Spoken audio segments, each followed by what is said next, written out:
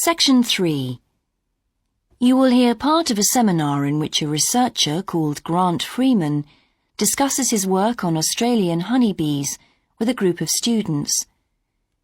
Now listen carefully and answer questions 21 to 24. Good morning, everyone. In today's seminar, Grant Freeman, a biologist who specialises in identifying insects and who works for the Australian Quarantine Service, has come to talk to us about his current research work. Right, well, over to you, Grant. Good morning, everyone. I'm sure that you know that the Quarantine Service regulates all food brought into Australia. Well, obviously they want to protect Australia from diseases that might come in with imported goods. But they also want to prevent insect pests from being introduced into the country, and that's where I have a part to play. Anyway, my current research involves trying to find a particular type of bee, the Asian honeybee, and finding out whether there are any of them around in various states of Australia. We discovered a few of them in Queensland once and eradicated them. Now we're pretty keen to make sure that there aren't any more getting in, particularly to New South Wales and other states. What's wrong with Asian honeybees? Are they so different from Australian bees? Well, in fact, they look almost the same, but they are infested with mites, microscopic creatures which live on them, and which can seriously damage our own homegrown bees, or could even wipe them out. Well, what would happen if Australian bees died out? Well, the honey from Australian bees is of excellent quality, much better than the stuff the Asian bees produce. In fact, Australia exports native queen bees to a large number of countries because of this.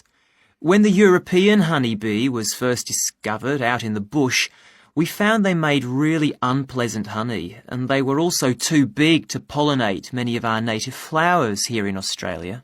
That must have had a devastating effect on the natural flora. Did you lose any species? No, we managed to get them under control before that happened. But if Asian bees got in, there could be other consequences. We could lose a lot of money because, you might not be aware, but it's estimated that native bees' pollination of flower and vegetable crops is worth $1.2 billion a year. So in a way, they're the farmer's friend. Oh, and another thing is, if you're stung by an Asian honeybee, it can produce an allergic reaction in some people, so they're much more dangerous than native bees. How will you know if Asian bees have entered Australia? We're looking at the diet of the bird called the rainbow bee-eater. The bee-eater doesn't care what it eats, as long as they're insects. But the interesting thing about this bird is that we are able to analyse exactly what it eats, and that's really helpful if we're looking for introduced insects. How come? Because insects have their skeletons outside their bodies, so the bee-eaters digest the meat from the inside.